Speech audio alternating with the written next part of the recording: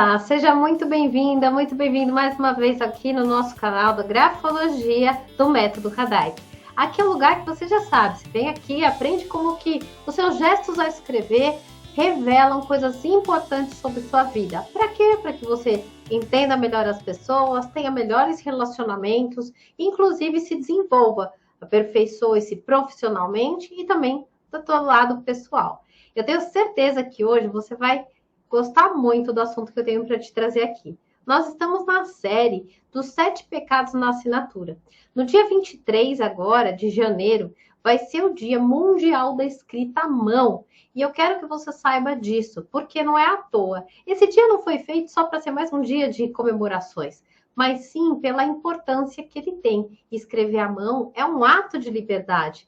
Demorou muitos anos para o homem conseguir dominar a escrita. E hoje a gente está vendo cada vez mais as pessoas deixando de escrever, só usando os aparelhos eletrônicos, e isso é um fator de preocupação a nível mundial. Inclusive na Europa, o dia 23 de janeiro ele já foi instituído há um certo tempo. As pessoas já falam lá sobre essa preocupação e esses movimentos do retorno da escrita à mão, justamente pelos benefícios que traz. Como eu sou a diretora do Instituto Radaic, aqui a representante no Brasil da disciplina, da técnica, do método, onde a gente aplica e traz conhecimento, eu quero que você saiba da importância desse dia.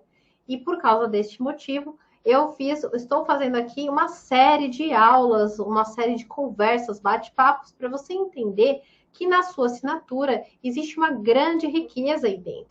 E os nossos pecados capitais ficam ali escritos, ficam nítidos de se ver. Se você acabou de chegar aqui e está achando esse papo muito maluco, eu te convido a participar, se inscrever aqui no canal. Se você clicar aqui embaixo no sininho, já ativa o lembrete e comenta depois. Eu quero que você me diga o que você tem achado disso, sobre esse assunto. Hoje o nosso tema é o orgulho na assinatura.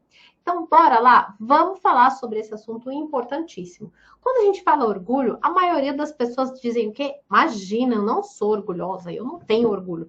O meu vizinho tem, a minha mãe tem, a minha irmã tem, o meu amigo ou o meu inimigo, mas eu não tenho orgulho.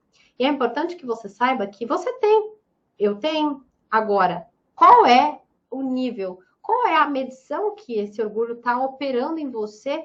E não só a você olhar aquele super orgulho. De alguma maneira, todo o sistema que a gente vive, ninguém nasce perfeito. A gente sempre cai em algumas armadilhas da vida. E ali a gente entra em conflito com as pessoas, entra em conflito com a gente mesmo, né? E aí a gente vai percebendo isso quando as coisas ficam mais difíceis, quando a gente acaba não conseguindo ter relacionamentos positivos, está sempre insistindo em relacionamentos errados, negativos, relacionamentos tóxicos.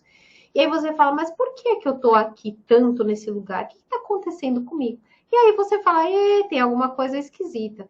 Aí daqui a pouco você fala assim, eu quero mudar, vi minha assinatura, não gosto mais dela, e você começa a perceber que tem uma coisa que não está legal com você. Então eu tô aqui para te dizer que o orgulho, ele é algo que é importante de você ver. E na assinatura fica revelado esse traço, tá bom? Então vamos falar um pouco sobre esse tema.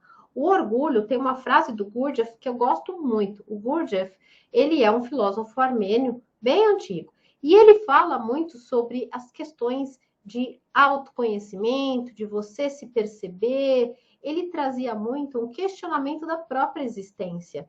E ele foi um dos precursores do Eneagrama. O Eneagrama é uma ciência, é um sistema de autoconhecimento profundo que revela como a personalidade e a essência funciona, como que você descobre o seu propósito, o que você veio fazer aqui. O Eneagrama ele nos leva para uma rota mais profunda, uma rota de autotransformação, uma rota de autoconhecimento, de fazer um trabalho de você se perceber realmente com os seus defeitos, com os seus pontos fortes, seus pontos fracos, e é um caminho de muito, muito profundo, um caminho de autoconhecimento que vale a pena você investir.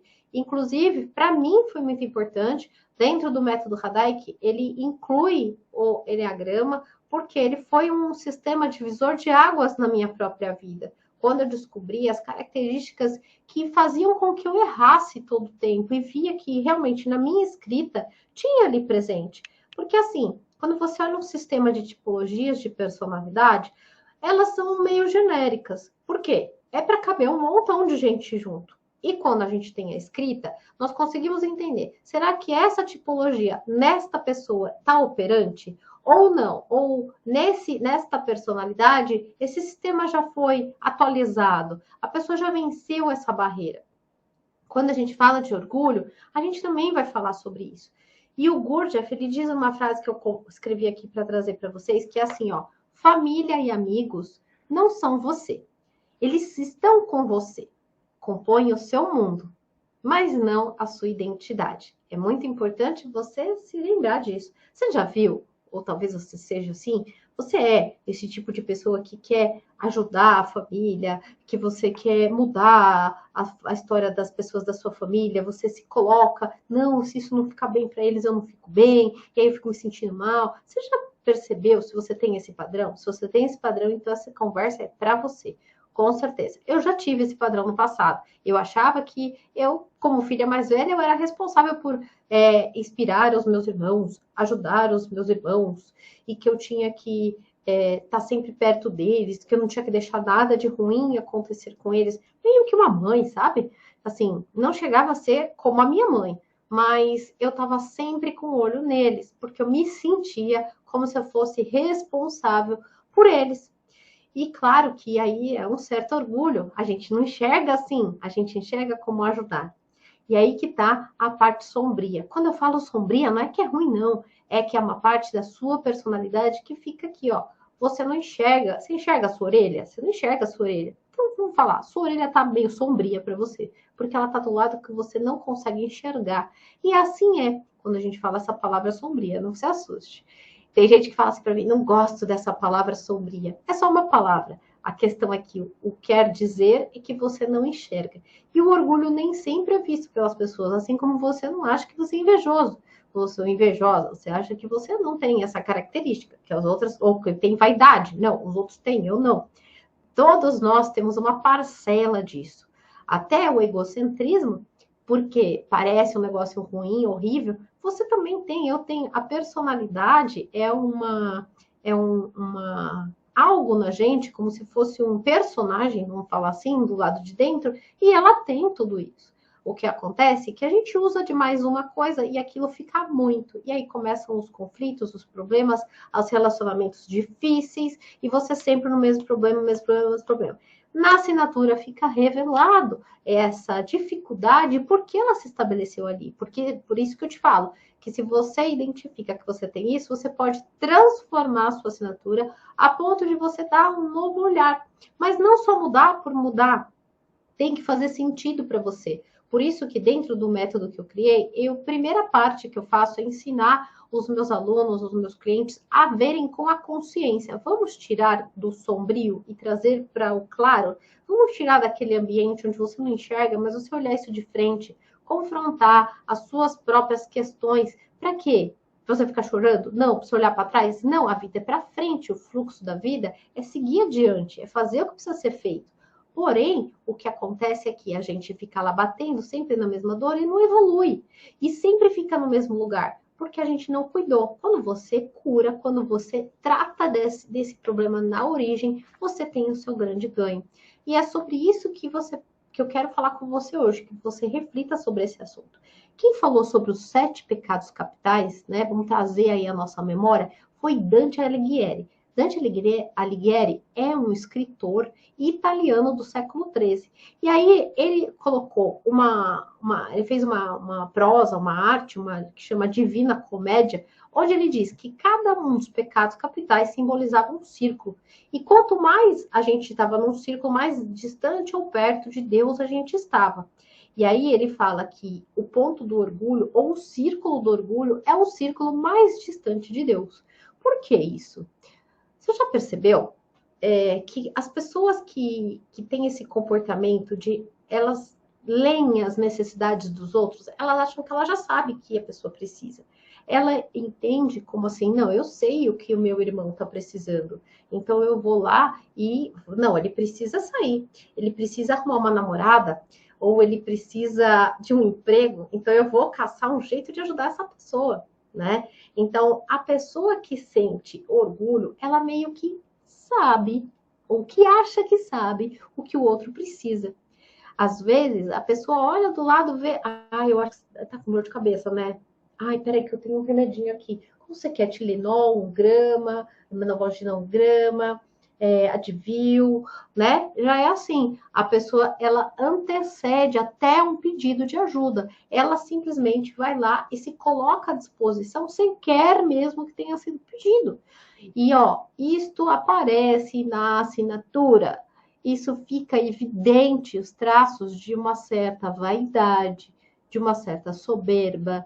E nos casos mais graves, isso pode se transformar em comportamento altamente de transtornos de personalidade. Por exemplo, o transtorno de personalidade narcisista, onde essa vaidade ela fica exacerbada e aí ela simplesmente, a pessoa só vive naquilo. Eu sei o que é importante, eu quero estar sempre à vista, bonita, arrumada, ou eu sou a melhor, ou eu sou o melhor, né? Isso vem dessa necessidade de ter o controle, o poder da situação. Eu sei o que você precisa, logo, você depende de mim. E parece que a pessoa é boazinha. Ela se sente bondosa, ela se sente disponível. E tá tudo bem, isso não é uma crítica. Isso aqui é uma abertura de consciência. A pessoa que sente, ela se sente boazinha. O importante não é que eu defina o que você tem, mas que você comece a refletir dentro de você o que motiva as suas ações. Aí está a resposta que você busca. E na assinatura também fica muito claro isso. Quando eu faço um trabalho de um atendimento individual, quando eu ensino os meus alunos no curso, eles também vão percebendo que o que está por detrás, por exemplo, da motivação do orgulho é o quê? A dependência emocional, a dependência afetiva. O orgulhoso, ele fala assim: a pessoa depende de mim. Então, ele cria uma certa dependência ao redor das pessoas para que elas olhem para ele, para que elas peçam ajuda para ele. Ele cria uma galerinha de dependentes. E ele se sente bem, porque ele se sente responsável pelas pessoas. Ele se sente disponível, ele se sente um ajudador. Então, parece que é meio nobre a coisa. Mas, no fundo, a pessoa está numa posição onde que o Dante Alighieri fala, né? É o ponto mais distante de Deus. Por quê? Ela está se colocando num lugar como eu sei o que é melhor para as pessoas. Eu antecedo. E se eu não sei, eu crio dependentes. Eu crio codependências emocionais para as pessoas me buscarem. Para as pessoas me pedirem ajuda. Como você sabe, não sei se você sabe, mas eu realizo atendimentos, eu tenho meus clientes. Eu não fico criando codependente, eu sempre digo assim: você quer tal coisa? Você quer mudar a sua assinatura? Beleza, então me procura. Ah, Letícia, eu quero fazer um trabalho com você, então me manda uma mensagem. Eu não vou na sua casa, eu não vou convencer você para fazer meu curso, eu não vou convencer você a entrar numa pilha de que é a melhor coisa que você tem que fazer na sua vida. Não. Você tem suas batalhas, você que tem que decidir, é você que tem que dar o passo. Tudo que eu posso fazer é até onde eu posso fazer. O conhecimento existe, ele foi colocado à disposição para mim, para um monte de pessoas, e eu resolvi pegar um pedacinho disso, iluminar da minha maneira como eu enxergo e poder te oferecer, que eu sei que isso vai te ajudar, mas eu não vou bater na porta da sua casa e nem te convencer. Essa é a ajuda que você, se você procura ajudar uma pessoa, é assim que você tem que fazer. Tem que mostrar para ela que existe um caminho e fala para ela: se você precisar de alguma coisa, me avisa, eu estou à disposição. E aí é onde o orgulhoso jamais faz. O orgulhoso, ele não pede ajuda. O orgulhoso não se permite deixar-se cuidar. O orgulhoso, ele só quer fazer pelas pessoas. Uma das imagens muito fortes na mente que me vem quando eu falo sobre esse assunto é do Napoleão Bonaparte. Napoleão Bonaparte, quando ele foi ser coroado como rei pelo Papa, e o Papa foi colocar a coroa na cabeça dele, ele tira a coroa da mão do Papa e ele se autocoroa. Existem pinturas que mostram exatamente isso, ele se autocoroando como rei. Não existe maior demonstração de orgulho e de posicionamento de que eu sou demais, de vaidade e soberba, do que esse gesto de se autocoroar. E esse gesto já pode dizer e te fazer entender muitas questões a respeito da personalidade, que tem o orgulho como o vértice principal, a motivação principal, ainda que seja sombria ou não vista, guia a pessoa, tá? Então, o orgulho, desde a época dos primórdios, ele é considerado lá de trás, tudo, como uma doença da alma. Porque justamente a pessoa, ela entorpece o coração dela, o orgulho é uma paixão. Então, ela entorpece o coração que deveria ser bondoso para um coração vaidoso, um coração orgulhoso. Isso vai afetar os relacionamentos das pessoas. E quando na escrita aparecem traços que ficam evidentes da arrogância, de ser dono da verdade, o orgulho é o pano de fundo de tudo isso. O orgulho está ali disponível e a própria pessoa está tomando aquele veneno, achando que ela está abafando, né? Então, as pessoas que acabam se sentindo cheias de si, elas também vão se achar acima de Deus, tá? E como que o orgulho se manifesta? Quais são as manifestações que você possa imaginar de comportamento, né? Quais são as influências do orgulho no comportamento? As pessoas que têm orgulho, em primeiro lugar, como muito forte, elas são egocêntricas. Tudo é para elas. Tudo é como fica bom do jeito que elas querem. Só que é velado. O que é velado? Não é revelado. Ela não deixa as pessoas... Ela tem um alto poder de sedução e persuasão. Ela está ao lado dos outros como uma ajudante, mas desde que seja feito do jeito que ela quer. Então, ela tem vários artifícios para isso. Um deles é que, como você não vai gostar de uma pessoa que está sempre disponível para te ajudar? Como você vai resistir aos encantos de um sorriso, de falar, eu estou aqui, né? Estou disponível para você, sendo que você olha e fala, nossa, a pessoa é tão boazinha. Então, são atitudes que fazem com que ela consiga ficar no centro e fazer com que as coisas aconteçam da maneira como ela quer. Então, o egocentrismo é uma das manifestações do orgulho que acontecem na gente. Outra manifestação é a vaidade. A vaidade é, eu sei o que é melhor para tal pessoa. Eu sou a melhor escolha. Eu sou a melhor candidata. Você quer fazer um treinamento? Não, você tem que fazer o meu, porque o meu é o melhor, né? O meu é o melhor do mundo. Eu tenho certeza disso, né? As pessoas que levam a vaidade a cabo, elas têm esse comportamento, né? E tem os exageros que aparecem na escrita. Como eu sempre falo, todo exagero revela uma falta e ali vai ficar evidente. A pessoa também que é orgulhosa, ela se manifesta através dessa necessidade de grandeza e de valorização. Nos traços a escrever, ali na escrita vai estar a presença de traços que vão revelar um certo narcisismo, de um merecimento, necessidade de obter glórias, de ser reconhecida, de ser vista, né? De falar assim, eu sou melhor que os outros, então eu mereço isso aqui, os outros não sabem nada, agora eu sei. Você tem que escolher, se eu fosse você, eu ficaria comigo, que é a melhor escolha que você pode fazer, né? Isso que existem alguns tipos de personalidade que vão falar, depende do instinto que a pessoa tem dominante, ela vai falar. Outros não, outros vão manipular para isso acontecer, uns vão falar. Outra manifestação do orgulho é exigir muito respeito, sabe assim, olha, você sabe com quem você está falando? Você não sabe com quem você está falando. Eu quero que me respeitem. Se eu cheguei aqui, eu quero respeito. Se você me trouxe para fazer tal coisa, eu quero respeito. Essa necessidade de que as pessoas façam exatamente como você quer, né? E não aceitar o que vem, assim, que seja feito conforme você quer que seja. Elas exigem reconhecimento, elas exigem poder. Ah, não, eu sei, não, eu quero tal coisa, né? Querem a atenção das pessoas, a atenção dos demais. É aquela pessoa que fala assim, não olhou na minha cara, estava no relacionamento, não olhou, a pessoa não falou com você, não ficou olhando para sua cara. Ah, não, como assim?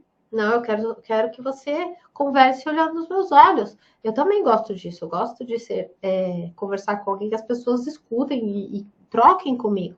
Mas existem certas pessoas que exigem uma atenção extrema e uma valorização absurda daquilo que elas fazem. Tudo que é demais é um problema. Tudo que é normal, você já falar que tem um equilíbrio, né? Então, sabe aquela pessoa que, ai, nossa, ela é a última bolacha do pacote? Vai se manifestar assim também. E quais são os problemas que vêm, né? O problema na sequência dos orgulhosos é você deixar de viver a sua vida para cuidar da vida dos outros. Então, com o tempo, vão acontecer situações que vão te incomodar, porque você ficou cuidando da vida de todo mundo, gerando um monte de gente ali dependentezinha de você, e aí vai chegar na sua hora, o que vai acontecer? Não vai ter ninguém para te ajudar. E você vai falar assim, nossa, quando eu preciso, não tem ninguém para me ajudar. É claro, você criou um monte de gente dependente de você, então é isso que vai rolar, tá? Outra coisa aqui de problema que eu marquei para te falar é insistir demais em relacionamentos difíceis. Geralmente as pessoas que têm um orgulho forte, elas são acostumadas e elas gostam de relações complexas. Chefes difíceis, relacionamentos difíceis, situações que são difíceis porque ela se sente necessária. E aí ela vai ficar muito tempo em relacionamento tóxico, muito tempo em uma profissão que não tem nada a ver com ela, mas ela tá lá porque ela tem o controle, ou que ela tem o reconhecimento, ou ela criou um sistema onde todo mundo depende dela, então ela sabe, os outros não gostam, mas eu tô aqui, né? É isso. Ela também não gosta, o outro problema, de depender do outro, e ela tem dificuldade de receber ajuda. E claro que aí na hora que ela precisa não vai ter, né? Porque a pessoa se acostuma os demais a ela nunca falar sobre o que ela tá sentindo. O orgulhoso não diz assim, eu tô cansada. Ai, nossa, eu não aguento mais. Pelo contrário, tô sempre bem, vai dar tudo certo. E o que você precisar, conte comigo. Aliás, eu já sei o que você precisa. É assim. Eu tenho um caso aqui para comentar com você de uma pessoa que eu fiz um atendimento, onde ela trabalhava e ela comentou que todas as empresas, todos os trabalhos e relacionamentos, ela procurava pessoas influentes. E eu perguntei, mas por que isso? Aí ela falou, porque eu quero estar ao lado de quem é grande. Eu quero estar ao lado das pessoas influentes. Aí eu falei, mas você quer ser gerente? Você quer ser diretora? O que você quer? Não, eu quero ser necessária e eu quero ser o braço direito deles, porque eu sei que eles vão conseguir chegar lá com a minha ajuda. Porque eu sei a minha capacidade, a minha competência.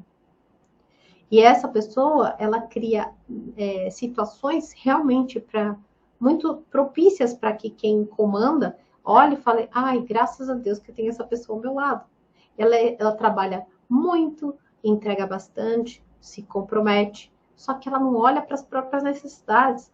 Muitas vezes são pessoas que, às vezes, até têm um problema gástrico, problemas físicos, está cansada, já está com burnout e está com um sofrimento interno muito grande, mas ela não revela, ela não fala.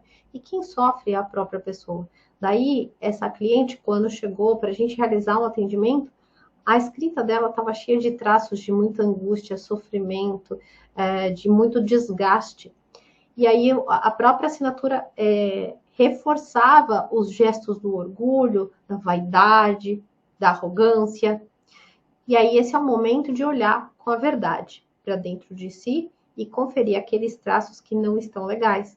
Porque através dessa transformação, junto com consciência, que é o método Hadaik, você vai ter um resultado melhor. Olhar com consciência o problema que você vive, identificar a origem daquilo, dessa dor, e aí fazer uma transformação com uma nova assinatura, novos traços e um acompanhamento para que isso se estabilize dentro de você. Esse é o trabalho que eu faço dentro do método Hadaik, que eu chamo esse trabalho de GPS da alma. A gente vai interiorizar, entender o seu sistema e fazer uma nova localização a partir do conhecimento. Um conhecimento assertivo que vem direto do seu inconsciente. Como eu falei, o orgulho, ele está num lugar que é sombrio, ou seja, inconsciente. Se você tem uma questão dessa, não dá para você tratar ou querer mudar o orgulho de uma maneira consciente. Você tem que ter um outro tipo de acesso a este lugar para você criar uma nova rota e transformar a partir de um lugar, né, que tenha o teu fácil acesso, que é a sua assinatura, e ressignificar. Criar relações dependentes não é amor, é poder. O verdadeiro amor é livre de dependências. Espero que você tenha gostado aqui do nosso bate-papo hoje. E para você, lembre-se que escrever à mão é um dos benefícios grandes que você pode ter.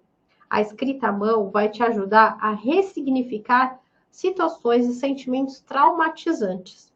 Eu quero que você pegue aí uma caneta, um papel e escreve. Escreve como que aconteceu no seu dia hoje e você se viu querendo salvar alguém, que você se viu querendo ajudar uma pessoa loucamente e que quando você percebeu, você não tinha nem almoçado, nem comido, nem dormido, você estava mal pra caramba, mas você estava lá, pronta, firme e forte para o outro. É nobre? É. Mas antes de você ser nobre para os outros, você tem que ser nobre para você mesmo. Antes de você ajudar uma pessoa a crescer, você tem que crescer antes. Senão não tem força. E as pessoas percebem com o passar do tempo, tá? Então, aproveite os benefícios da escrita à mão e exercita, tá? Escreva sobre os seus sentimentos, como você se sentiu e o que você vem deixando de lado na sua vida. O que você vem abrindo mão por causa desse comportamento extremamente nocivo e que não vai te levar a lugar nenhum. Eu vou encerrar a nossa conversa hoje com uma história que eu tenho certeza que você vai gostar. Vou ler aqui para você. Chama A Lição da Borboleta. Um dia, uma pequena abertura apareceu em um casulo. Um homem se sentou e observou por várias horas. A borboleta, ela se esforçava para fazer com que seu corpinho passasse através daquele pequeno buraco. Contudo, parecia que ela tinha parado de fazer um avanço. Parecia que ela tinha ido tão longe e ela não conseguia voltar para trás e também não conseguia ir além. Então, o homem que estava olhando aquilo, ele decidiu ajudar a borboleta. Ele pegou uma tesoura, foi lá e cortou o restante do casulo. A borboleta fez o quê? Saiu facilmente. Mas o corpo dela estava murcho. As asas estavam todas amassadas. E aí ele percebeu que... Ele falou assim, quer saber? Eu vou continuar observando, porque a borboleta vai voar. E ele esperava que a qualquer momento ela fosse abrir as asas, ela fosse se esticar toda, de forma que ia suportar o pezinho do corpo dela e fosse voar. Mas nada aconteceu. Na verdade, essa borboleta, ela passou a vida inteira se rastejando, com o corpo murcho e as asas encolhidas. Ela nunca foi capaz de voar. O homem, na sua gentileza, na sua vontade de ajudar, não compreendeu que o casulo é apertado e o esforço é necessário à borboleta para que ela passe através dessa pequena abertura. Porque isso é o modo como Deus faz com que esse fluido da borboleta que fortalece as asas dela vá para as asas, de forma que ela esteja pronta para voar e se liberte do casulo. E foi assim que é a história da borboleta. Autor desconhecido.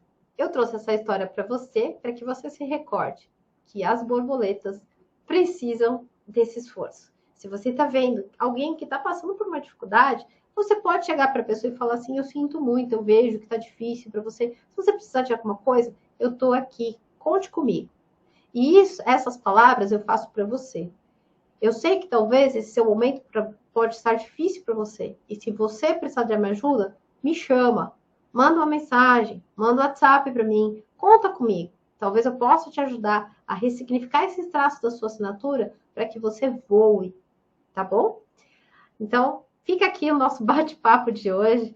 E espero que você esteja comigo agora no nosso próximo vídeo, onde a gente vai falar sobre a preguiça, que é o próximo pecado que aparece na assinatura também e que influencia nossas escolhas e muitas vezes a gente acaba não vivendo o que a gente gostaria, não tendo uma vida leve, não tendo a carreira que a gente gostaria de ter, por causa desses pecados capitais, que são as nuances escuras que estão na nossa personalidade, a gente não enxerga, e a gente cai sempre no mesmo lugar, repete, repete, repete, e não evolui.